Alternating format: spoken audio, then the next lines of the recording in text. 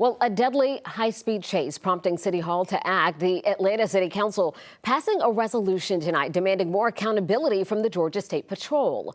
Council members called for the GSP to change its high-speed chase policy after 19-year-old Cooper Shanky lost his life last month in the Little Five Points neighborhood.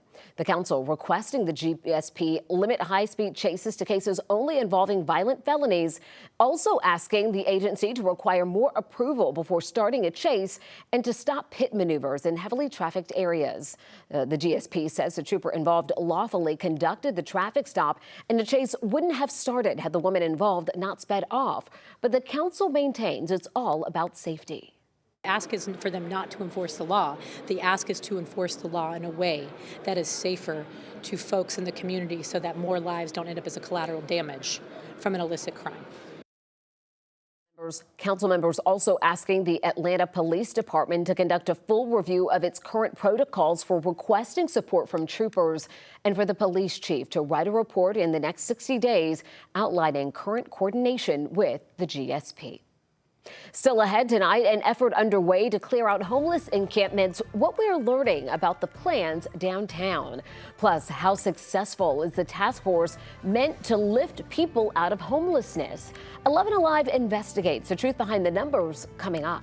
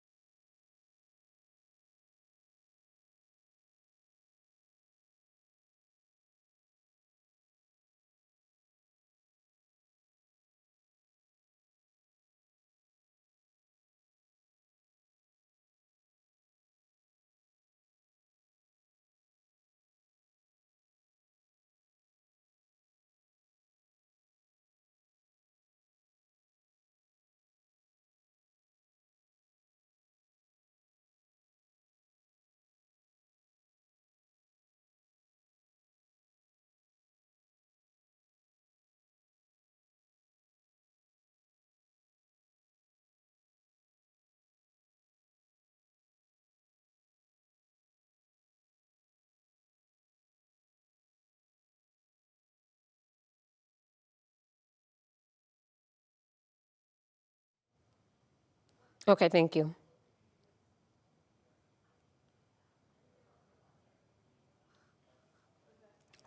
B12.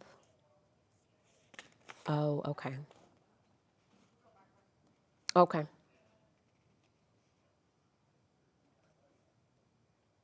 Mm-hmm. Oh, okay. So are we saying like video that we have is not linking right now? Is that the problem? Nothing new. Okay. Mm-hmm. But if we needed breaking news and we were trying to put the video, it would be a no-go. Okay. Got it. Thank you.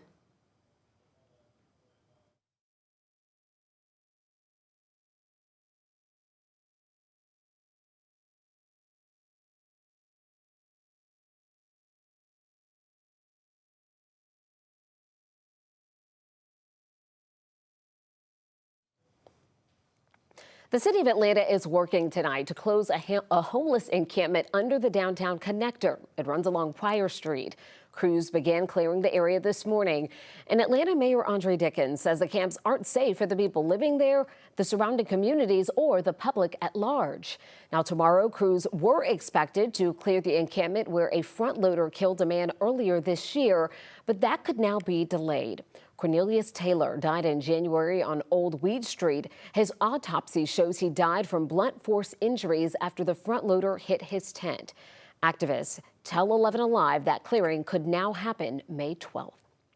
Well, the city of Atlanta spent nearly $30 million to move people from homeless encampments and into stable housing. And the organization running the program says most participants made that transition. But senior investigative reporter Rebecca Lindstrom found the data doesn't tell the whole story. The city of Atlanta says it's helped get 1,850 people out of encampments and into stable housing through its Lift 2.0 program. I do believe it's been a big help to a lot of people, I do think. But after repeated open records requests, it appears there's a lot of other data the city doesn't want us to know. Like how many people ended up like Shamus Chapman. He signed up for the program more than a year ago, but is still sleeping on the streets. Or zoom in and you'll find people like Brenda Williams and Josie Gordon. They are in apartments, but hardly feel stable. I was supposed to have saved money and had my resources, lined up. But when we met them, they were packing under the threat of eviction. The city hired Partners for Home to contract with 7 different organizations to do what is called Housing First. Taxpayers foot the rent for a year to get people into stable housing and pay a caseworker to get them on the road to self-sufficiency.